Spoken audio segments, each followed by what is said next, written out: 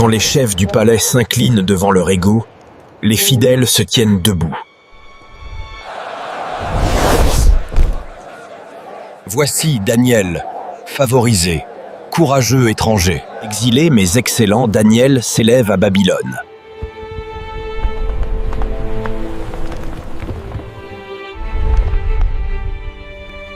Les rois changent, mais Daniel brille toujours par la grâce du Seigneur.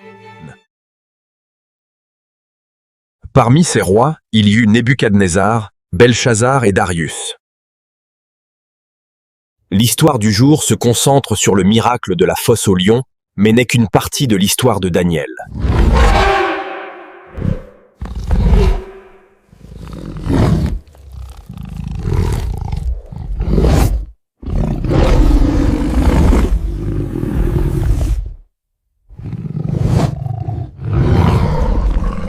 Le miracle de la fosse.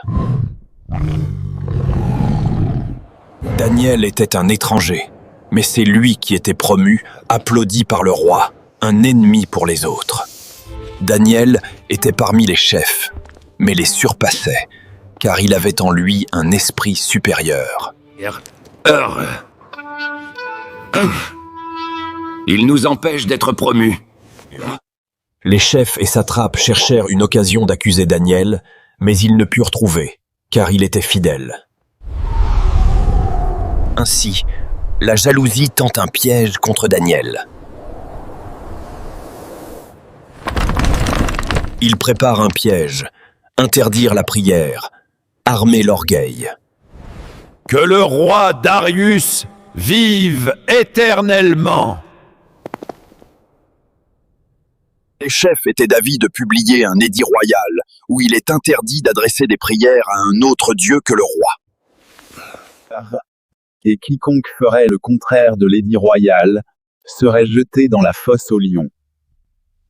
Dans l'espace de 30 jours, il n'y eut aucune prière à un dieu quelconque. Le roi Darius écrivit donc le décret et la défense.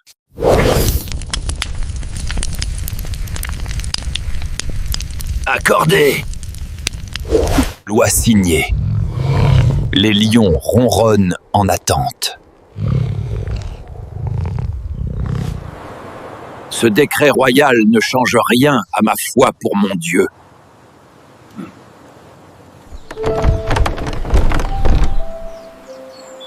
Il fait ses prières comme il a toujours fait.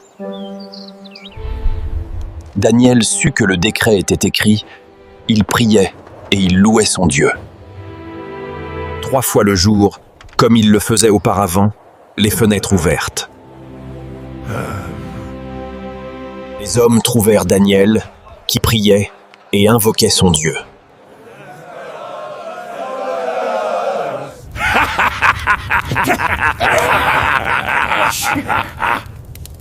Nous l'avons attrapé. Daniel prie toujours son Dieu.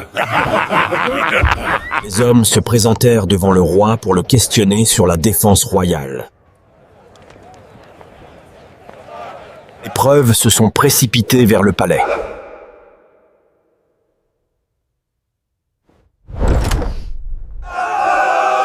Ils me dirent que Daniel n'a tenu aucun compte de la défense et fait sa prière 3 fois le jour. Ils insistèrent auprès du roi, où tout décret confirmé par le roi soit irrévocable. La loi ne peut être changée, malgré le cœur brisé. Puisse ton Dieu que tu sers avec persévérance te délivrer.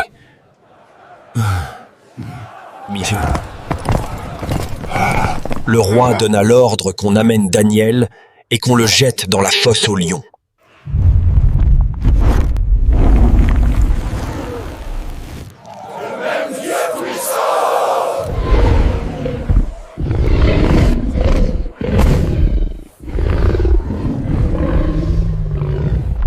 Une pierre était alors sur l'ouverture de la fosse, scellée d'anneaux.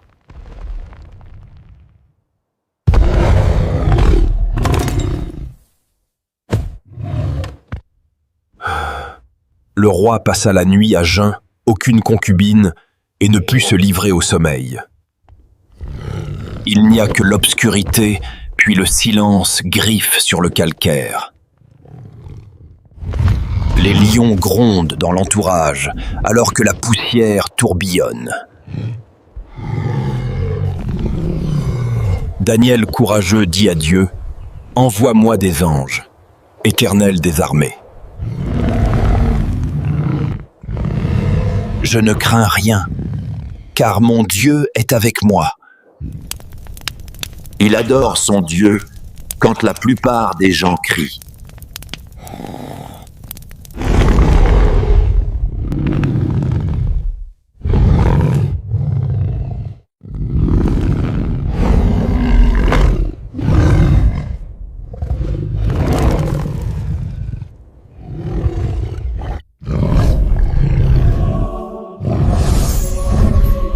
Paix à toi, Daniel. Ô Dieu mon roi, en toi je me réfugie. Les mâchoires des lions se figent, la foi l'emporte. Les mâchoires se verrouillent, alors que les cœurs se libèrent.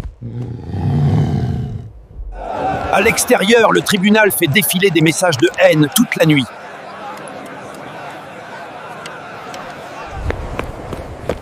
À l'aube, le roi court vers la fosse aux lions, espérant que la foi de Daniel est devenue virale. Daniel, serviteur du Dieu vivant, le Dieu que tu sers avec persévérance, a-t-il pu te délivrer des lions? Le roi vit éternellement, et mon Dieu a envoyé son ange et a fermé la gueule des lions. Ces lions m'ont fait aucun mal, parce que j'ai été trouvé innocent devant Dieu. Et toi, ô roi, je n'ai rien fait. Sortez-le de la fosse aux lions! L'espoir se lève avec lui!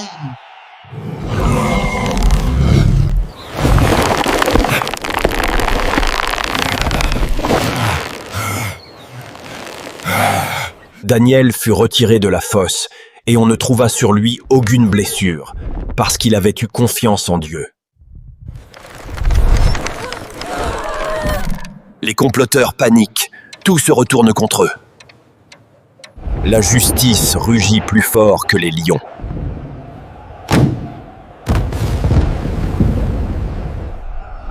Le même Dieu tout-puissant qui fait taire le lion par sa justice, fait taire la fraude.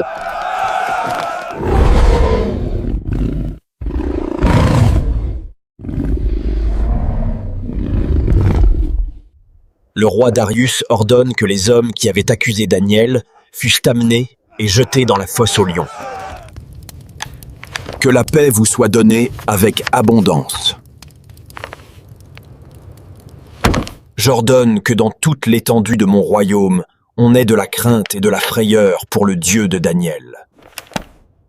C'est lui qui a délivré Daniel de la puissance des lions. Daniel prospéra sous le règne de Darius et sous le règne de Cyrus le Perse. Leçon 1. Reste fidèle malgré la pression de l'ennemi.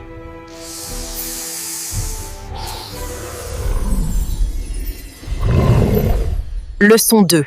L'intégrité l'emporte sur les manigances de l'ennemi. Leçon 3. L'adoration fidèle au Dieu Tout-Puissant. Cette adoration fait taire toutes inquiétudes existantes. Shalom, shalom, shalom, shalom.